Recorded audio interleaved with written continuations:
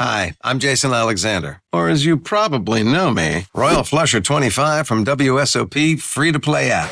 WSOP players, I have some free chips just for you. Go hit the tables like the legends you are. Download the WSOP free-to-play app, where you can win rings and bracelets and tournaments and show them off to everyone at the table. If you love poker, play poker with 1 million extra chips using this promo code, WSOPFREE1M. This episode is supported by Merrill. With a dedicated Merrill advisor, you get a personalized plan for your financial goals. And when plans change, Merrill's with you every step of the way. Go to ml.com/bullish to learn more. Merrill, a Bank of America company. What would you like the power to do? Investing involves risk. Merrill Lynch, Pierce, Fenner & Smith Incorporated, registered broker-dealer. Registered investment advisor. Member SIPC.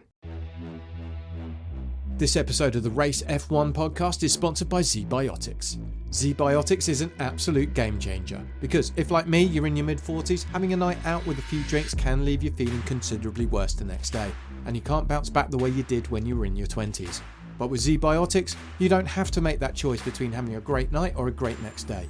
There's a surefire way to wake up feeling fresh after a night of drinking. It's with pre-alcohol. ZBiotics pre-alcohol probiotic drink is the world's first genetically engineered probiotic. It was invented by PhD scientists to tackle rough mornings after drinking. And in the words of Jennifer Aniston, here's the science bit. When you drink, alcohol gets converted into a toxic byproduct in the gut. And it's this byproduct, not dehydration, that's to blame for your rough next day. Pre-alcohol produces an enzyme to break this byproduct down.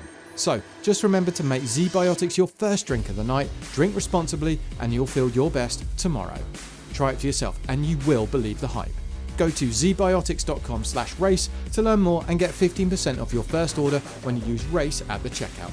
ZBiotics is backed with a 100% money-back guarantee, so if you're unsatisfied for any reason, they'll refund your money, no questions asked. That's the letter Z, or Z, if like me you're in the UK, BIOTICS.com/race and the code RACE at checkout for 15% off.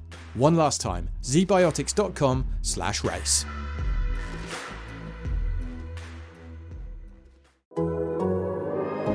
The Athletic.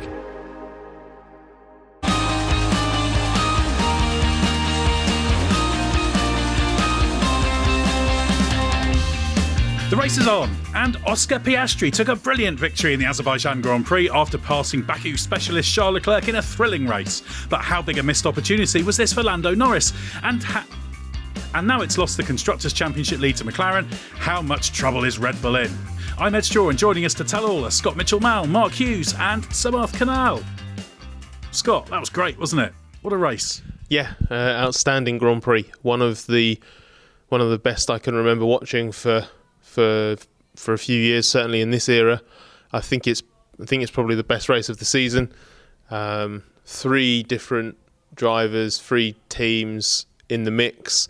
A fantastic move to ultimately win the race, an incredible fight, and also just loads of really good storylines through the field as well. Some great performances further down, some really interesting stuff to watch. I was genuinely just massively enjoying that from pretty much start to finish, and just getting quite excited actually about all different elements of it. That was a proper F1 race. Really, really good.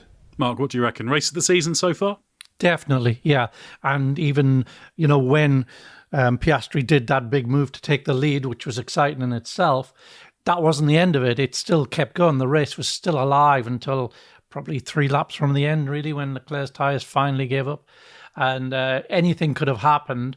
And it was even better than that, as those two, fought like cat and dog. Just hovering just behind them was Sergio Perez. And then a few laps from the end, Carlos Sainz joined in as well. So it was just fantastic.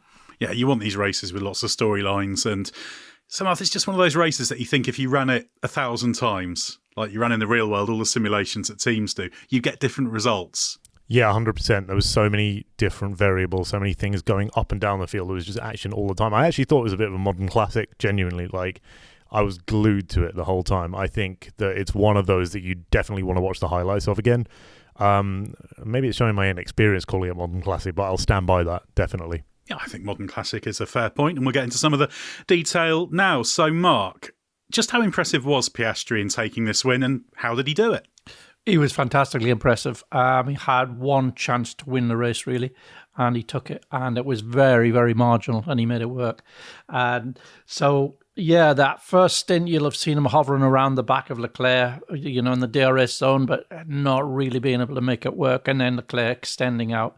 And it looked like Piastri had used up the best of his tyres, and indeed that's what had happened. He'd used up the front tyres in the dirty air, and then Leclerc was just able to pull out a pretty decent gap. He was 6 seconds in front, almost 6 seconds in front by the time the first pit stops came. But for some reason, the Ferrari just would not put temperature into the hard tyres in the early laps. It took 3 or 4 laps to get them up to temperature, and crucially, the McLaren didn't. And there was another small detail, was that Piastri was about to be undercut by Perez, but McLaren was able to land on Norris, who'd started a long way back after his qualifying problems, to delay Perez enough for Piastri to do an extra couple of hard laps at a faster pace than Perez could do at the Norris constrained pace. So that got Perez off his back. Otherwise, he wouldn't have won this race. He would have rejoined in third place. So that done, the Ferrari's very slow warm-up and the McLaren's not having a problem with the warm-up of the hard tyre, he found huge speed. There was a huge speed difference in those early laps of the second stint. Piastri's out lap was 3 seconds faster than Leclerc's. So all of a sudden, he was within striking range, and despite having just been told by his engineer, don't do what you did in the first stint and damage the tyres by attacking Leclerc, he did exactly that. He just launched himself from a long way back.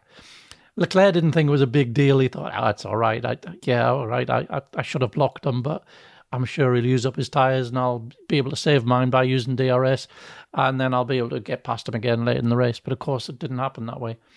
And there was then, the fantastic dice with Leclerc keep attacking into turn one and Piastri having to get very defensive and quite rude at times, but always doing what Leclerc had failed to do in that in defense. And eventually, but very close to the end, Leclerc's tyres finally cried enough, and Piastri was finally off the hook, and that's how he did it, and it was brilliant. Yeah, and the great thing about this race is it wasn't just the pass happened and it was done. It was kind of an old school race. It's so rare you see one driver sat right behind another for so long, which ultimately Leclerc suffered, but it was just thrilling and gripping for that reason. We've had a few questions from the Race Members Club on strategy, Mark, that I think are worth addressing. King Louis VIII and Katrina asked if Ferrari blew the race by not pitting him earlier, and Rob McBride and Leo Godfrey asked how Leclerc lost so much time around the pit stops given he was 6 seconds clear. You've addressed part of that in terms of what happened after the pit stop, but yeah, did he basically need to pit earlier, I think is the question to address there. Yes, I guess in hindsight you could say that. They pitted in response to Piastri pitting, but they were 6 seconds in the lead. So you'd normally assume that you could easily give yourself the luxury of waiting until your opponent pits and then just pitting the next lap. With a 6 second lead, that would normally be absolutely fine. You'd be under no risk whatsoever. They weren't to know just how difficult the hard tyre was to come up to temperature. They hadn't run on it. Leclerc had missed a bit of running, of course, with his FP1 accident and steering problem in FP2. So maybe they could have found that out then, but they didn't. But at the time that they had to make that decision, it was a perfectly logical strategy. It would have been illogical to have pitted earlier. They did exactly the right thing at the time, but in hindsight, it was wrong. I think there was also an element of the different cars are reacting differently to the different compounds and are strong at different times of the race. And I think the way that race played out, I think the McLaren was just the faster car in the second stint in particular. And I think Leclerc was able to basically make a race of it by the fact that he had the benefit of the toe and the DRS, but obviously he was clearly using the tyres more. Now, he was obviously in dirty air, so his tyres fading when Piastri's didn't could easily just be explained by dirty air. But I think it's hard to criticise Ferrari for leaving Leclerc out as long as it did, for exactly what Mark mentioned. He had such a big buffer. But I think if he'd pit a lap earlier, 2 laps earlier, who's to say that he wouldn't have been caught and passed by Piastri anyway? And then that, he roots his tyres, they finally cry enough 1 or 2 laps earlier, and then he's a sitting duck for a crucial extra bit of time at the end of the race. I think this was a Grand Prix in which I think Piastri and Leclerc threw absolutely everything at it in an incredible battle. And I think both were outstanding. And Piastri was maybe just that marginal bit extra outstanding with that incredible pass and then a really, really good defence afterwards. And it's really hard to kind of detract from either team or driver in how that played out. Yeah, they were absolutely fantastic, the pair of them. I'm not sure about that thing about which was the faster car once the Ferrari got its tyres up to temperature, because it held on to those tyres for an incredibly long time despite him pushing like hell. And despite him being in the dirty air virtually the whole time, for lap after lap after lap, I think if you'd swapped those positions and you'd put Leclerc in the lead from the McLaren, I think the McLaren would have dropped off the pace a lot earlier than the Ferrari did.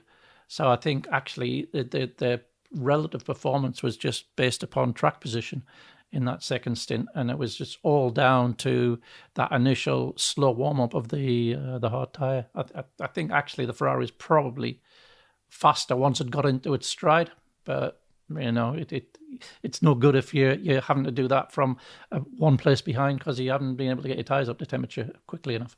So maybe just a repeat of the first stint then, in terms of how Leclerc gradually eased away. Exactly. If that is the case, and as I say, I'm happy to cede to you on that. If that is how it's likely to have played out, it's obviously a hypothetical. Then it just puts even more emphasis on the brilliant Piastri pass, doesn't it? It shows that it wasn't just a case of he'd have got it done eventually, and he just did it in a particularly nice way. It was a crunch moment, and I'm becoming increasingly, I was already convinced by Piastri, but I'm becoming increasingly impressed by a proper killer instinct trait that I think is very hard to identify until you're actually in the moment. But you look at that start in Hungary, how aggressive he was at the start in Hungary there to take the lead. In Monza as well, of course, on the opening lap, and a move on Norris that was so good. It deserved, that kind of pass really deserves to win a Grand Prix, and it didn't quite play out here. And this felt a little bit like, almost like a bit of like revenge for Monza, or unfinished business from Monza. It was like, oh no, I'll just do it again. I'll just do another mega pass for the lead and win the race. So yeah, and if he ultimately didn't have the faster car, it makes it all the more impressive. Yeah, I think there was just a tiny little window of opportunity for Piastri to win that race, and it was in that very moment that he had it. I don't think there was another moment where it could have worked. Yeah, you've got to seize those opportunities, and I think it reflects some of the character of Oscar Piastri. He's very cool, and I think that allows him in the moment to judge those brilliantly. I don't think Leclerc entirely expected that move to come. When I was watching live on board, I thought he was going to go deep because I didn't think he was going to send it, and lo and behold, it stuck. And that just tells me inch-perfect judgment under the highest pressure. That's a great sign for any Grand Prix driver. Right, let's move a little bit on to Leclerc's race a bit more. Scott, we sort of touched on this, but Jamie Stark from the Race Members Club asked if it was a lost win for Ferrari, or were they never going to have the edge after the pit stop onto hard tyres. Obviously, Leclerc was stunningly fast in qualifying, wasn't he? He was brilliant this weekend, and it was almost, maybe I'm slightly swayed too much by the quality of that qualifying performance, where he made the advantage look bigger than it was, and it made it look like Ferrari had a faster car, or the fastest car by a bigger margin than perhaps it did. And that's why I sort of just had this feeling that the McLaren was ultimately slightly faster when it counted. But taking Mark's points into consideration, assuming the Ferrari was better, or at least had a very good opportunity to win this race, and if it had held on to track position, then yes, obviously I can see why that second stint would play out or could play out very differently. So yeah, if you're being, it's not hypercritical because Leclerc ultimately didn't defend, and sometimes we criticise other drivers for leaving the door open, but because it wasn't an obvious move from Piastri, I wasn't sat there thinking, why the hell haven't you covered the inside line here? Because I didn't think the move was on. You just said you didn't think it was on. Andrea Stella said he didn't think it was on and thought that Piastri was going to go deep when he did it. Like it's one of those where I kind of understand why it's caught Leclerc out, because it's that good an overtake. He threw everything at trying to get back past, but Piastri just had him covered every time. That McLaren was really quick in a straight line, but he was able to get it stopped and turned, and it was really good on traction as well. So it's hard, I think, again, to the question of, not going to have the edge on after the stop on hards. If Mark's right, and actually once it was all up to temperature and everything balanced out, the Ferrari was actually slightly faster, then it was all about that track position. And I've struggled to, maybe I'm being a bit too generous to Leclerc, but I struggle to detract from him in this case. And again, just to repeat the earlier point, I think it says more about the quality of the job Piastri did to take that single opportunity when it arose. I think it just reflects how close things have been getting in F1 recently, because you do get races that are redefined by those just one moments. Maybe that was the only chance Piastri had to make that pass. We can't run multiple versions of the race to test that, but there's your opportunity. You change the race with making that moment. That's what we want to see. Samarth, let's talk about the Sainz-Perez collision, because that was a huge moment at the end of the race. Obviously, it meant that Leclerc finished second. He was second when it happened, but he was looking like he had a very tenuous grip on that position. Sainz and Perez were battling for third. So what did you make of it?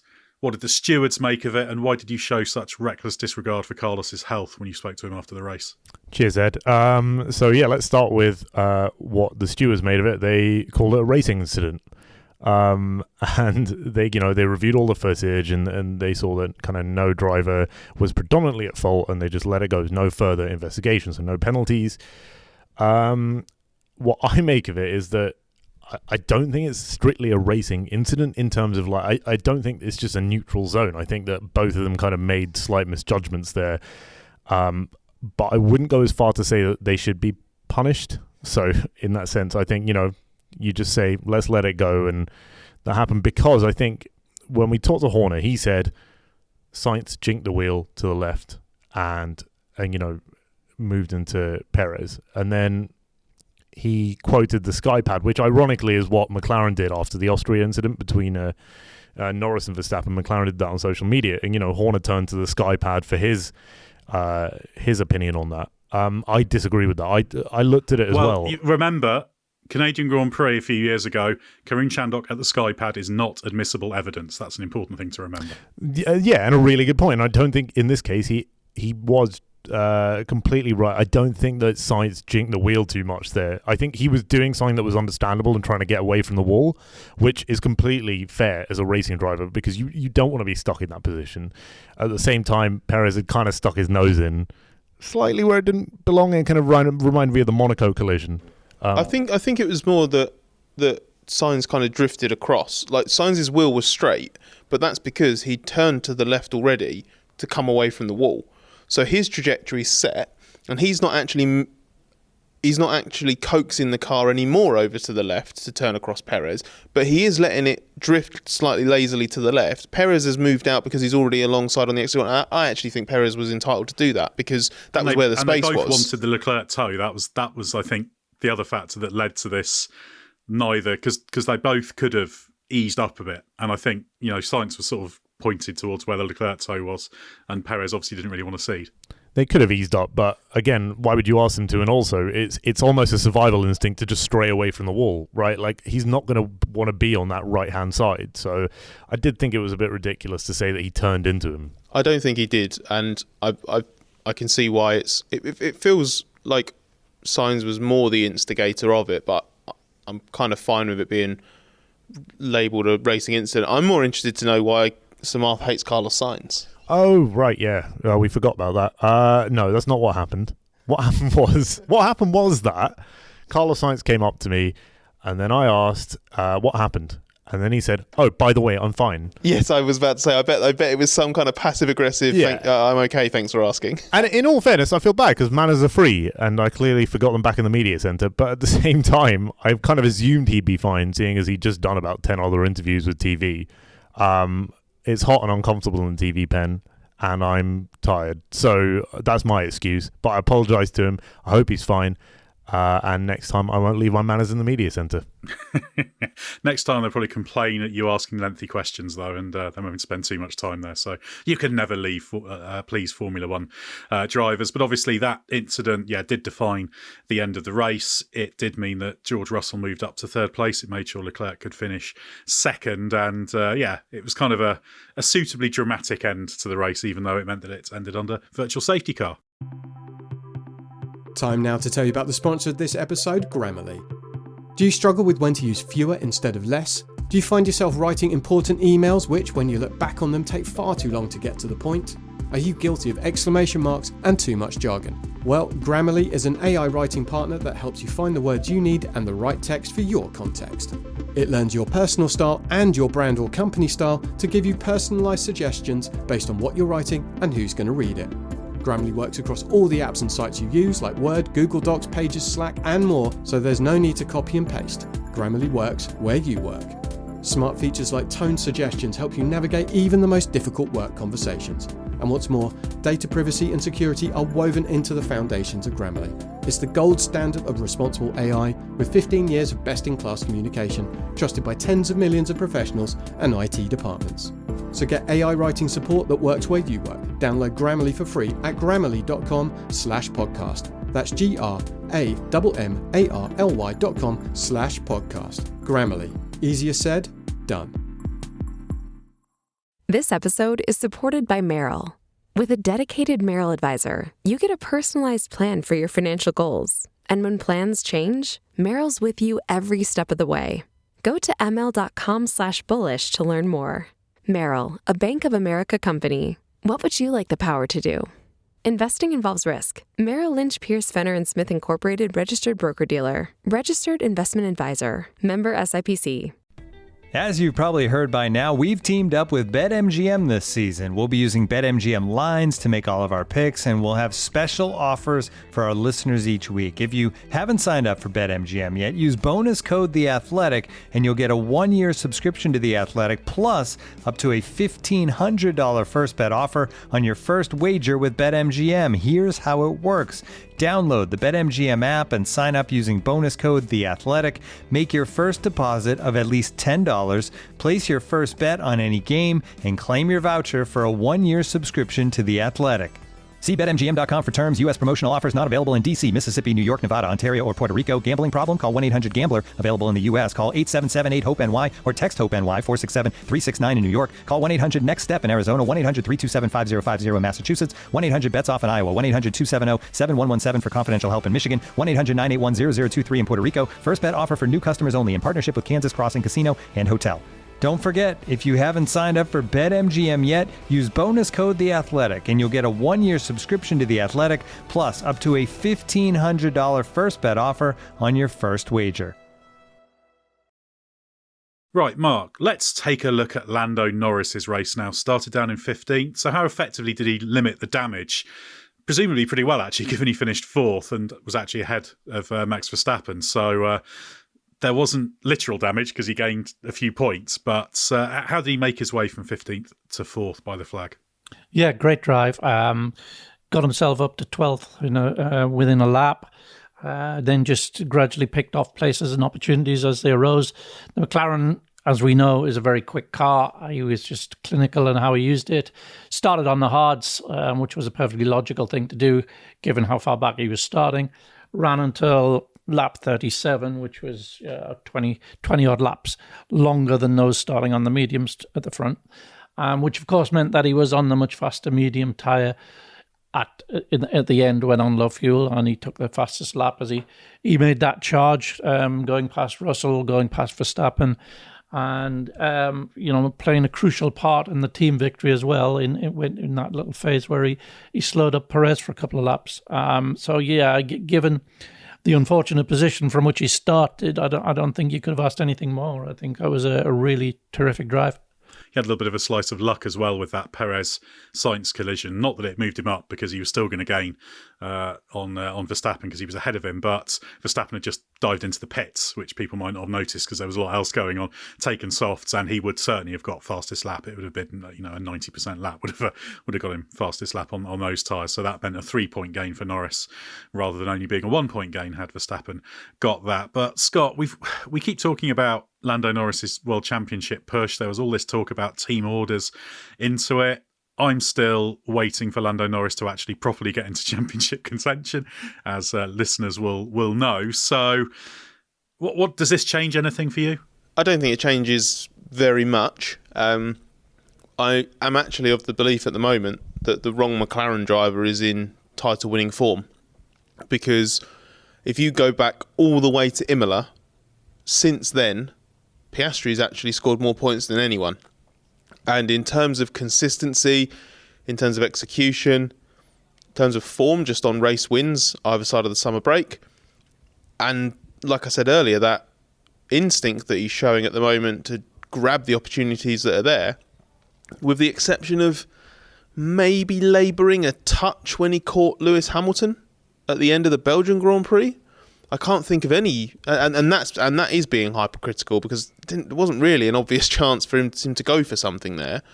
I'm struggling to see where he's left points on the table. Like, really, he had slightly difficult Zandvoort. He was second best to Norris at Zandvoort, certainly. And it's awkward for McLaren, and it complicates things, because Norris isn't a fake number one driver in terms of them biasing towards him for the rest of the season, or at the moment anyway, to see if they can get him into championship contention properly. Norris is fantastic. He's super fast. His peaks are incredible, and he's shown on multiple occasions how good he is, including the Zandvoort performance, which I just mentioned. I still think his absolute peak right now is probably fractionally higher than Piastri's when everything's aligned. But Piastri's own peaks are super high as well, and I do just think he's getting closer to that peak more often than Norris is at the moment. It bears out in the points because he's outscoring Norris, and actually McLaren kind of needs Norris to be on Piastri's form right now, because if he was, he'd be a little bit closer to Verstappen, and there might even be just a little bit more kind of confidence in the crunch situations. I do feel that Piastri's got an incredible robustness. The closest he's come to a mistake was when he went wide briefly in Hungary while he was leading, and he never made that mistake again during the Grand Prix. There haven't been the same question marks anyway over Piastri versus Norris over opening laps and how he toughs it out wheel to wheel, whatever. I still think Norris can be fantastic at all of that, and I think there's every chance that Norris wins several races between now and the end of the year. The car's quick enough, and he's certainly good enough. But it is complicated because little things keep getting in the way that stop him maximising things the way that he needs to for it to be, because the championship fight narrative is forced at the moment. He is not. I think we've said this before, but everybody's marker for it is different, and mine is getting at least within 2 race wins worth of points, and he still isn't even there at the moment. So I don't really think it's on, but I guess it still could, because the performance is there and there is enough time. But it needs something big to happen, and at the moment, I think you can't guarantee that Norris will be the number one performing McLaren driver on a weekend, let alone guarantee that he can go into a weekend and take out the points from Verstappen that he needs to. Samarth, it's great for McLaren, isn't it? They've now moved into the lead of the championship. They're clear favourites for constructors. I think they have been for a while. 20 points clear. Now that Perez-Sainz collision helped them also in terms of that, turning a very small lead into a handy little one. So, it's hard to see McLaren losing that now, isn't it? Yeah, definitely. I mean, I think it might get worse in Singapore as well. Even, on this run of form. And I think the problem that happened today is that Perez had that crash, and that means that now Red Bull have to work harder to produce more spares and parts for Singapore, which kind of sets them back a bit as well. And they're still not quite on top of understanding why the car's so recalcitrant, although they did make a step forward this weekend. A slight step forward. We saw that in Perez. They made a step back with Verstappen's setup change between FP3 and qualifying. So yeah, it's not looking good for them on that front. I still think the Drivers' Championship is probably Max's, regardless. But yeah, that's where I stand on that. Well, you mentioned Red Bull there, and Scott, obviously, Red Bull's falling further and further down the running order in our race review podcast. So can you explain a little bit more about what's going on and why it's not getting much better in terms of performance despite a floor upgrade, and of course how Verstappen just ended up being outperformed by Perez over the weekend? Yeah, they did have a floor upgrade here. It was a subtle geometry change, is how Chief Engineer Paul Monaghan described it.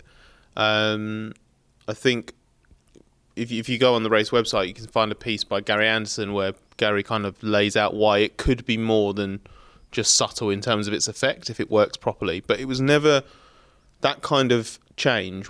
One, isn't the time turnaround for it, basically from Monza to here, means that it was never going to be massive in terms of its scale because there wasn't enough time to do that. And two, what they have changed and what they're trying to improve isn't really going to be seen on a track like this. It's the faster flowing tracks with longer corners that it should show a little bit more. So maybe Austin, Interlagos, Qatar, those kind of tracks rather than here or in Singapore. So it was never meant to be transformative, but they do feel like they're sort of going in the right direction. Samarth was suggesting that just now. And the problem is that I think this track suits the Red Bull a little bit better too. So there was more potential in the car here versus at a track like Monza.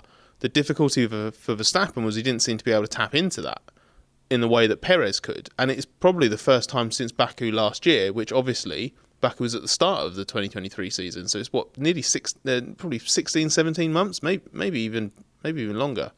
I can't remember when Baku was. But it's a very long time since Perez has got more out of the Red Bull than Verstappen has.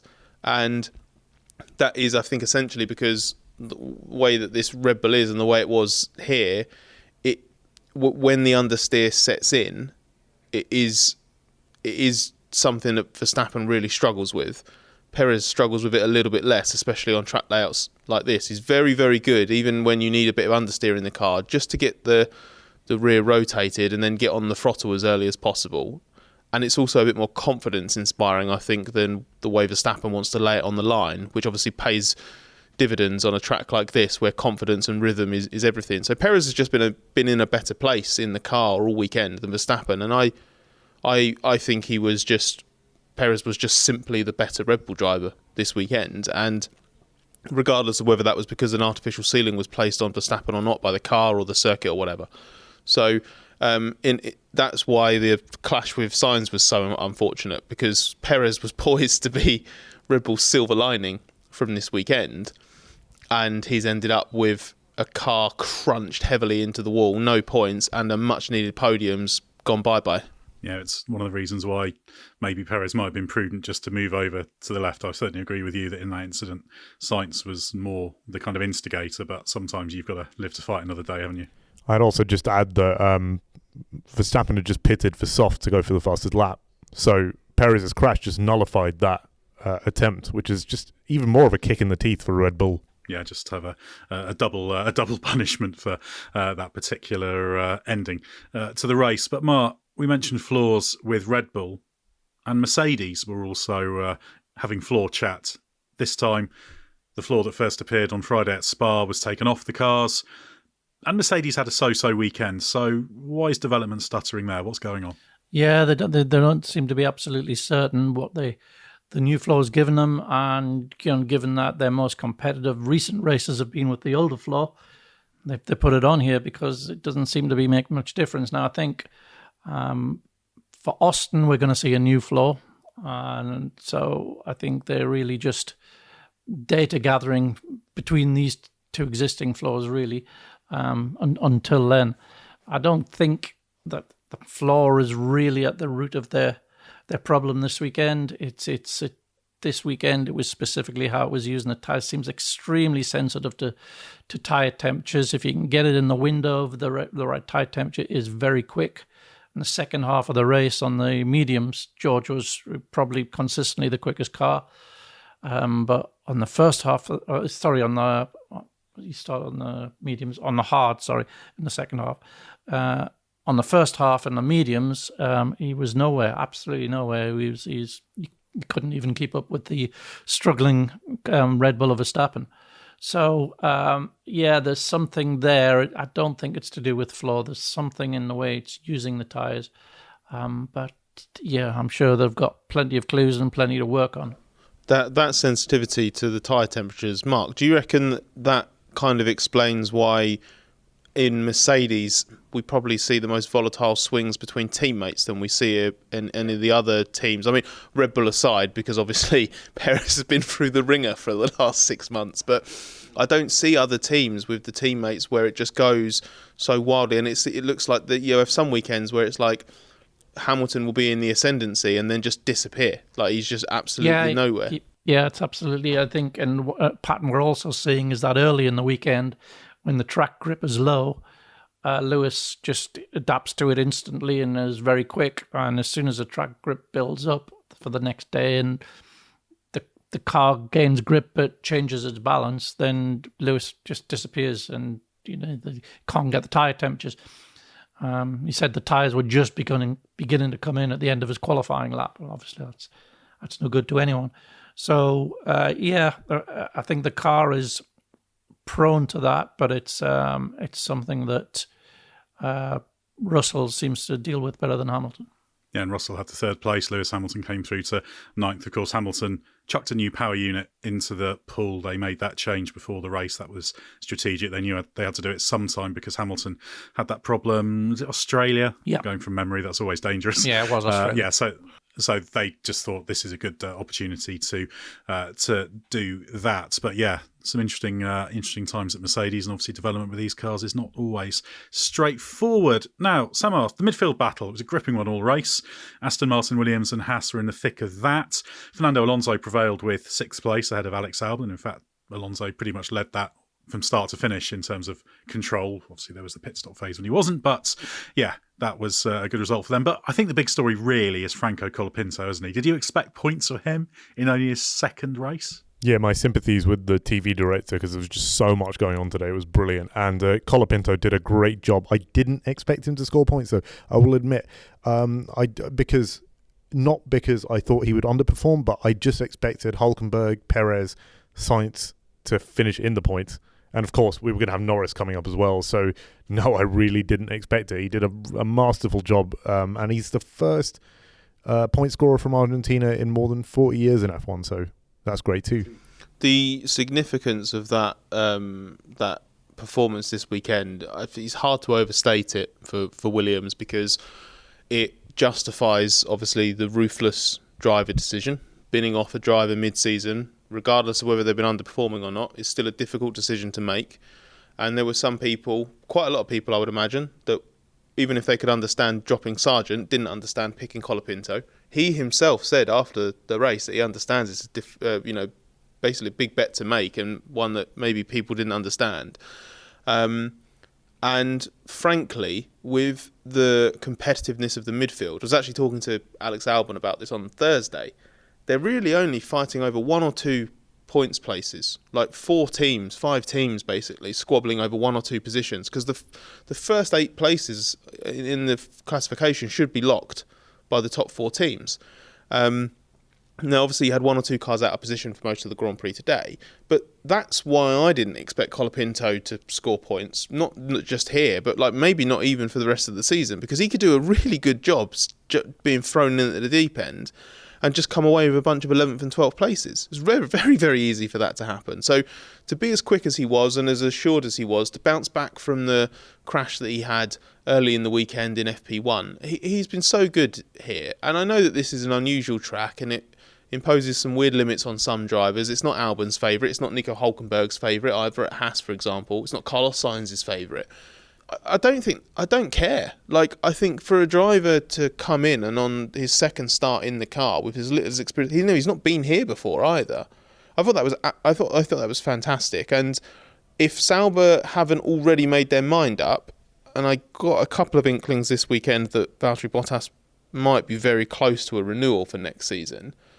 But if that's not the case, I think Sauber might need to think quite seriously about Colapinto, because he's put himself at the front of the queue, I think, for like in terms of like left field young driver picks, because he's got this chance, and you couldn't have asked for more from him really today.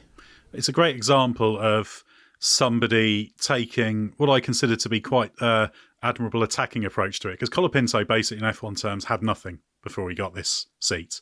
He wasn't on an obvious trajectory, but he's got this chance now, and he could so easily have been cowed by that crash in FP1 and just sort of gone into his shell and thought, oh, I'll just get through the weekend, be safe. But he showed he was willing to really go for it. He's still, getting close to the walls, a little bit too close to the walls at times in qualifying. But I really like it. I don't know, Samarth, did you detect some of this kind of character? Because character's a big thing, isn't it? That ability to step up and in a pressure cooker environment think, right, I've got a chance to change my career now. He seems to have set out his stall to leave nothing on the table. He's going to put it all down and try and change his career rather than just banking a nice solid 8-race stint. Yeah, 100%. I think he's come in with, I've got everything to gain, in a sense. And also his character in terms of humility and, being quite down to earth and personable has really shone this weekend. It's quite impressive to see him talking, being honest about his mistake, apologising to the team. But the team has also kind of come right behind him and said, right, you made a mistake. Now's your chance. Go get it. And he did absolutely that. It was really impressive to see him. Albon was very impressed with his resilience. He says he's noticed that already. He's very strong mentally. So he mentioned that in the context of obviously coming back after the FP1 crash. But in that fight, because obviously Colapinto, I think his race was fading away. There's no shame in that. He was obviously a big beneficiary of the chaos late on, but he ran Albon really close. And Albon, I thought, was bloody excellent today. And it was only an arguably even more excellent Fernando Alonso that denied Albon a great result. I was actually wondering, either of you or Mark or Ed can answer this. I was wondering if Alonso might have been slightly disappointed to have inherited sixth, because then after the race, everybody was asking him about this inherited sixth and how much of a boost it was. Without that, it would have just been this really, really sneaky masterclass for eighth, which is the kind of result that Alonso really loves crowing about. Yeah, I know what you mean. And it was a terrific performance. And I don't think the Aston was as quick as the Williams this weekend. And he beat them both in qualifying and the race. I think it was great performance from Alonso. You won't be surprised to learn, Ed, that Alonso also thinks that the Haas was quicker than the Aston Martin as well. Yeah, and the RB and the 1957 Van Wall and all of them. But anyway, no, great drive from Alonso. I was tracking that all race. One thing I do want to ask, though, Samarth, I don't know whether you asked Nico Hülkenberg about this, because I was riding on board when this happened, so I chat to you now. What happened at the end? Actually, Colapinto, I don't want to say he was lucky in a negative way, but he was running 11th, and then he passed Hülkenberg, so he got 10th, and then he picked up 8th when the crash happened. But there was something going on with Hülkenberg, and I don't know what it was, because there was something he said, he was told over the radio something was clicked and it should be unclicked, and he said it wasn't working. That seemed to suggest there was some setting or something that wasn't right that led to him being passed. Did he shed any light on that? He shed... All I can describe is that he shed like a tiny little light. It was a very dim, flickering light, because basically what he said was, I don't want to go into it, is what he said. And then I pushed him into it. I didn't ask if he was okay, which was quite offensive, actually. But what I did do is I asked him, firstly, what was it like out there? And he said it was like a war zone, and he collected a big bunch of debris going in there. But he was confused by the double yellows as well.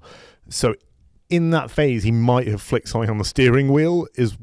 I did ask him about that, and he was kind of coy about it.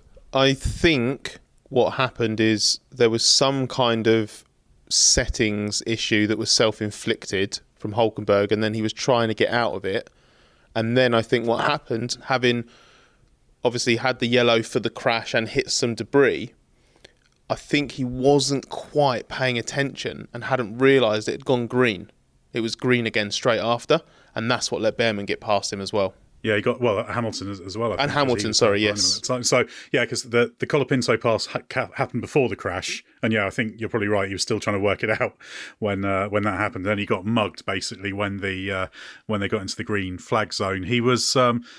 what makes me wonder is Hülkenberg did say over the radio when he was first told about it, just after Colapinto went past him, when he was told he had to unclick something, he said, it's not working. But then on the slowdown lap when he was coming in, he was very apologetic. So... I wonder if that was he did realise that whatever had happened that he didn't know in the moment, he did eventually think, oh no, that was me. So that meant 11th place for Hülkenberg when it would have been points. So yeah, but it's so close there. And we should say, given Ollie Bearman got points, second time he's been in a Grand Prix, second time he's finished in the points. Scott wasn't quite so conspicuous as he was in the Ferrari at Jeddah, but that's a good weekend for him. So how did he do it? By being very quick and driving very well in the Grand Prix. It was impressive, very impressive for him to outqualify Hülkenberg. I spoke to Aya Komatsu, Haas team principal. He was super impressed by Bearman's used tyre run in Q2, and which I think was either fractionally faster or barely any slower than Hülkenberg managed. No, because that was the lap, wasn't it, that he relied on, I think he was quicker on used, basically, than Hülkenberg was on new tyres, or there was marginal difference. It was very, very impressive. In the race, he was over-managing slightly in the first stint, which I think was a tiny bit of what he's used to with the F2 tyre, and a bit of Haas telling him to just watch his throttle application at a few key corners. But So he was being sort of told to be careful, and he was over-managing a little. As a result, his pace wasn't very good. So Haas swapped him with Hülkenberg. They ordered him to move aside. He wasn't very happy about that. And actually, Haas admits, in hindsight, they got that wrong. They managed that poorly, because they should have seen that Bearman's pace was predominantly influenced by the over-management. They should have seen, they could see on Hülkenberg's car that the tyre could be pushed more, and they didn't relay that information to Bearman in time. And he actually pointed it out, because a lap after he let Hülkenberg pass, they told him to start pushing the rear tyres more. And he said, not unfairly, you could have told me that a lap ago before you made me move aside. And he got an apology for that. That unfortunately influenced the rest of his race, because he lost the position to Hülkenberg, so he lost track position, he lost race time. He'd have got to the gaggle of cars in front a lot sooner in the second stint. So it did have a marked influence on where he ended up. But that second stint was really good. It was faster than Hülkenberg's. He did really, really well on the hard tyre. Komatsu was very impressed. And I think basically the two main takeaways for this weekend for him, one, he reaffirmed all of the good stuff that Haas has already seen in him, and just confirmed to the team why it's so excited to have him in the car full time next year. And two, demonstrated one or two particular traits, like a bit of mental resilience, but also a bit of calmness in how he dealt with stuff that they've seen in him in normal situations, but they just saw in a really stressed situation, bouncing back from the crash in FP3, dealing with the fact that he didn't have the quali sims, the way the race sort of was going away from him and then came back. They were very impressed, because that was just, it's one thing to do that in your FP1 outings, for example, but it's very different to do it in a Grand Prix environment over Saturday and Sunday. So yeah, really good job from Bearman this weekend. And a huge amount learnt to carry into next season as well. So a good bonus there. I should mention a few people lower down. Pierre Gasly got 12th place, which in Alpine, given the hopeless weekend they had, was pretty decent. He got that exclusion from qualifying after a really good qualifying performance relative to the car because of the fuel flow infringement. Zhou Guanyu got 14th place, finished on the lead lap, which in a Sauber I think is worthy of a tip of the hat. And yeah, down the bottom, Yuki Tsunoda was the only retirement. He had a big hole in his side pod from the contact with Lance Stroll, and I think Stroll was perfectly entitled to be irritated by Tsunoda turning on him, because Stroll was there. It was the move was on, and Tsunoda, I think, owed him some space. This episode is supported by Merrill. With a dedicated Merrill advisor, you get a personalized plan for your financial goals. And when plans change, Merrill's with you every step of the way. Go to ml.com/bullish to learn more. Merrill, a Bank of America company. What would you like the power to do? Investing involves risk. Merrill Lynch, Pierce, Fenner & Smith Incorporated registered broker-dealer. Registered investment advisor. Member SIPC. When it comes to towing, seeing is believing. That's why Chevy Truck's advanced camera technology offers up to 8 available cameras for 14 unique views, so you can focus on the view that really matters. Chevrolet, together let's drive. Learn more about Chevy Trucks at Chevy.com. Safety or driver assistance features are no substitute for the driver's responsibility to operate the vehicle in a safe manner. Read the Vehicle Owner's Manual for important feature limitations and information.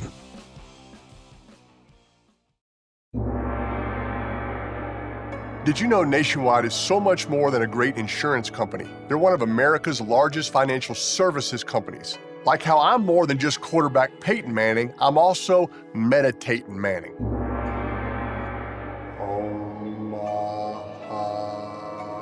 For your insurance and financial needs, Nationwide is on your side. Nationwide Investment Services Corporation, member FINRA, Columbus, Ohio.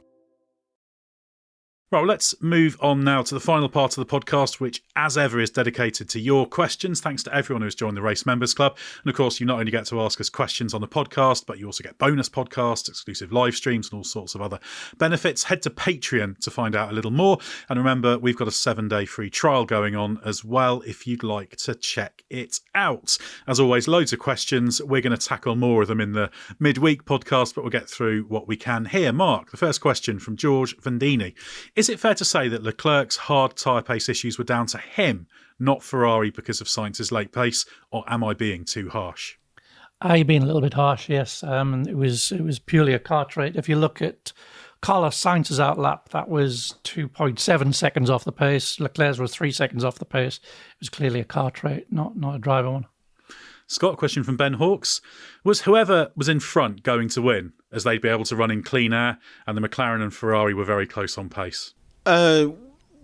Broadly, yes. I mean, we covered that quite a lot early in the podcast. I think it did depend a little bit on which car was in front. I think there was slightly different wing choices, and some of the cars were obviously slightly different, slightly stronger or weaker in different areas. So, for example, Perez did a great job, but it always felt to me like he was just hanging on in that lead fight rather than like properly being in the thick of it. So if, for example, he had undercut Piastri and then maybe he'd taken advantage of Leclerc being vulnerable at the start of his stint, I have a feeling the Red Bull would have been more vulnerable.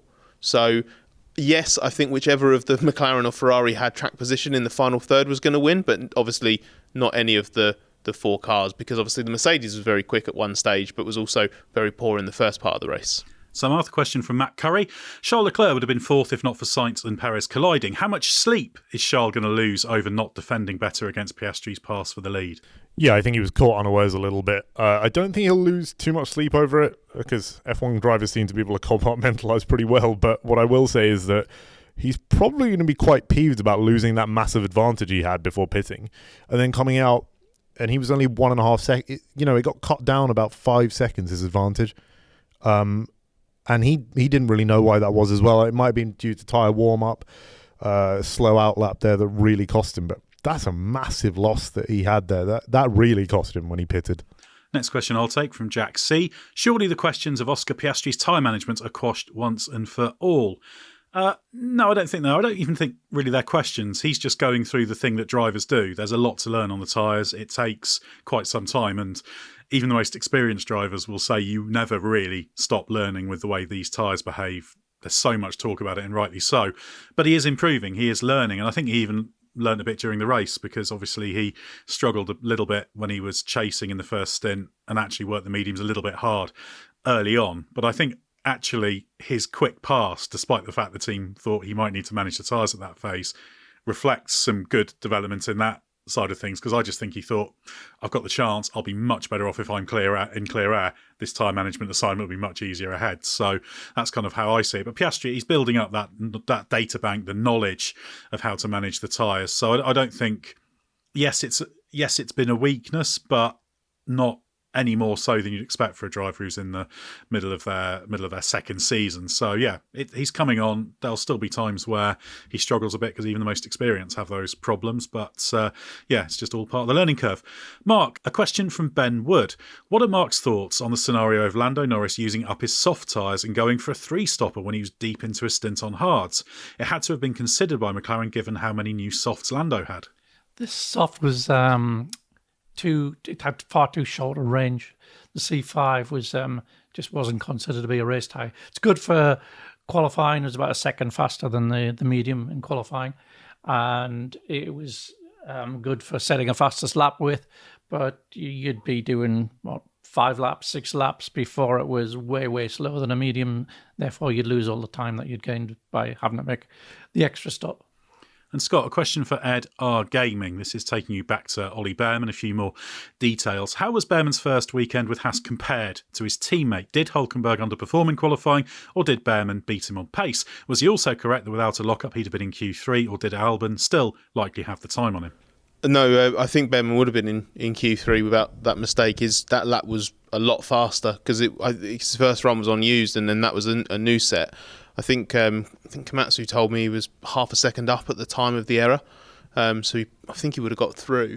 And he was genuinely quicker than Hülkenberg over one lap. This is not, I mentioned this earlier, this is not Hülkenberg's favourite circuit, and Hulk admitted he struggles around here. He didn't quite get into the rhythm, and he was impressed by the job that Bearman did. I think the crash in FP3 ended up being quite significant because Bearman said something which I thought was quite a neat little observation. He feels like the error that he ended up making in that Q2 run, he feels that was the result of basically the new tyre, the feeling he had in the car was something he'd have picked up on in his quali sims in FP3, and then he'd have probably made that error, but he'd have made that error in FP3, and then he'd have tidied it up when it came to qualifying, because he'd have been 2 or 3 quali sims ahead of where he was, basically, or 2 or 3 push laps on the soft, I should say, ahead of where he ultimately was by the time he got to Q2. So, yeah, pace was very good compared to Hülkenberg over one lap, and on the hards. First stint was a little bit weaker,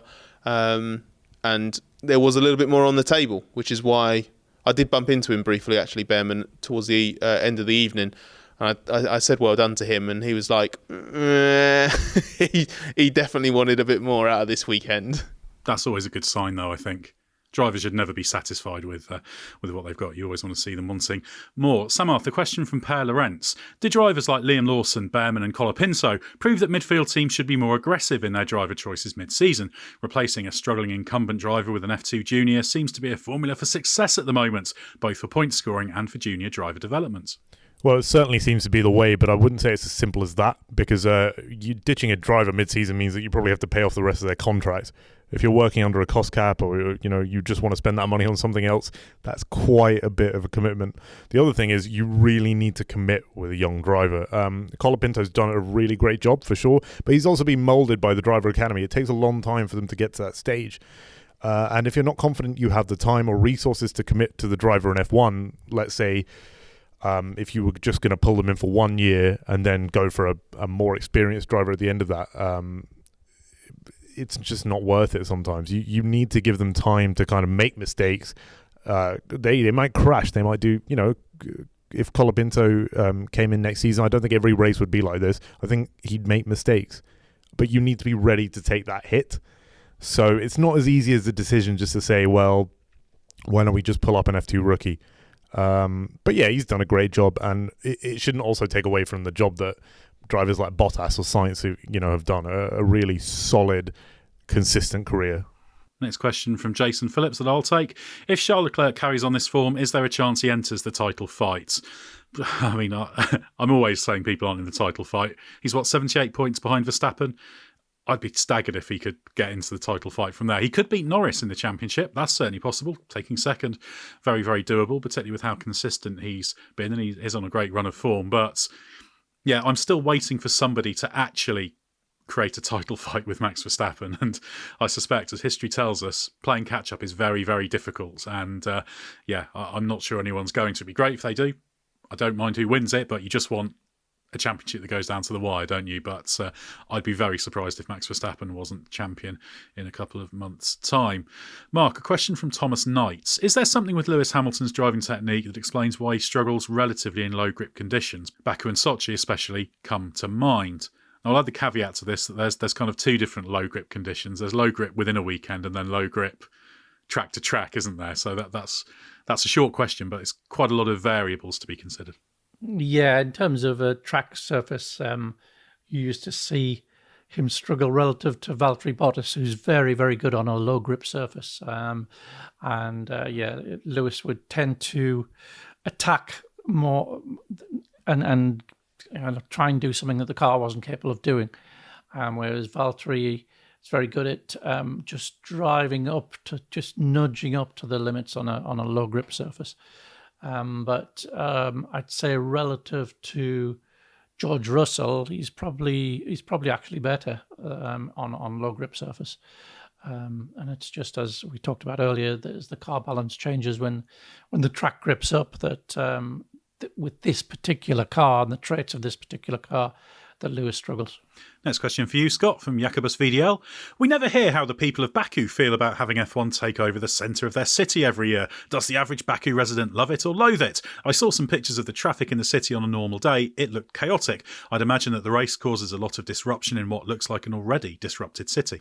Yeah, I wouldn't like to speak on behalf of the average Baku resident. I haven't polled them. I'm not aware of any surveys, or I certainly haven't seen any myself. It is definitely disruptive. F1 races in city centres always are. Street tracks are always disruptive. Even non-F1 street races have that effect. There's not a hugely impressive amount of organisation from the local police when they decide to take over the traffic lights and do them themselves. That seems to be quite badly handled. I don't know if that's indicative of how bad it can be in a normal situation. But there's a very healthy amount of local support.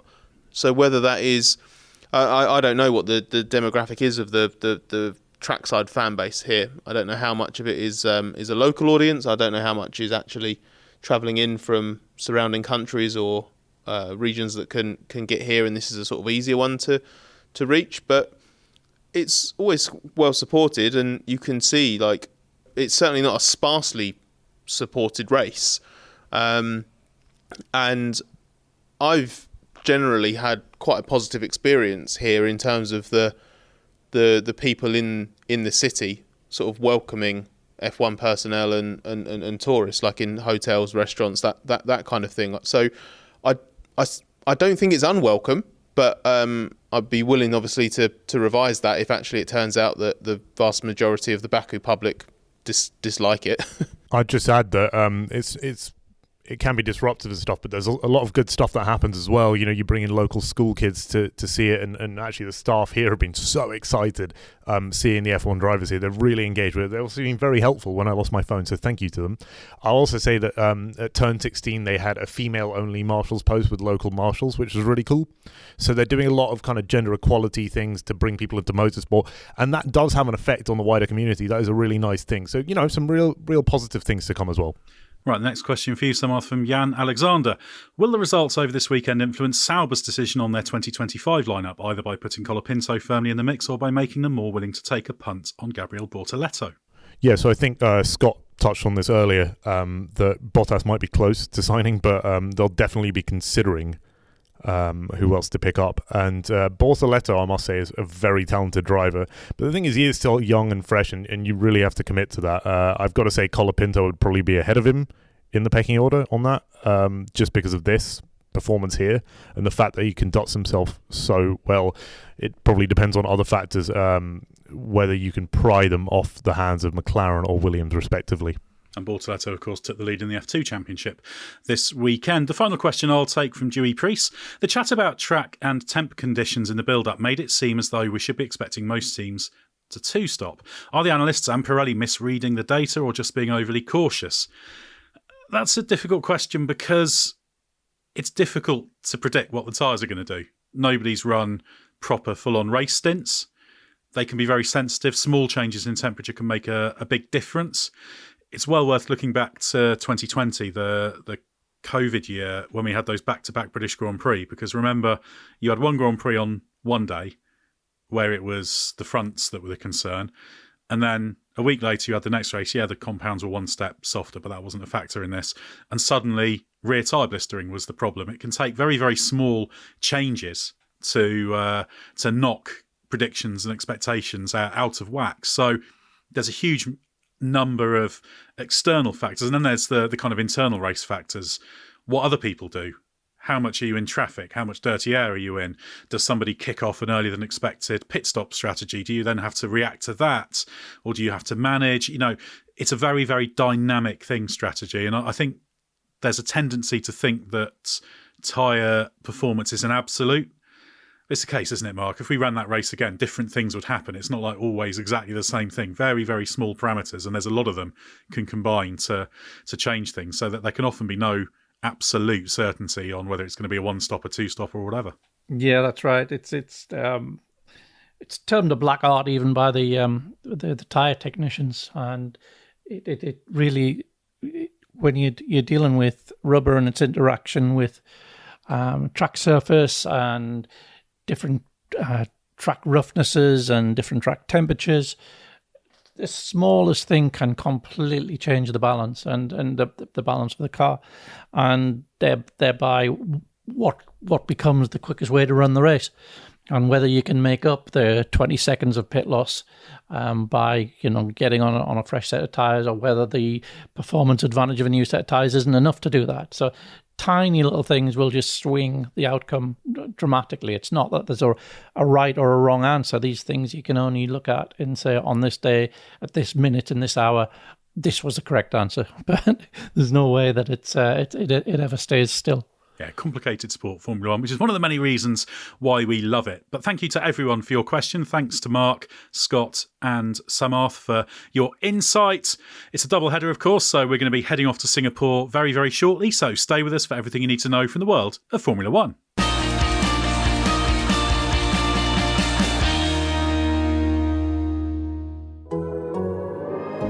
The Athletic.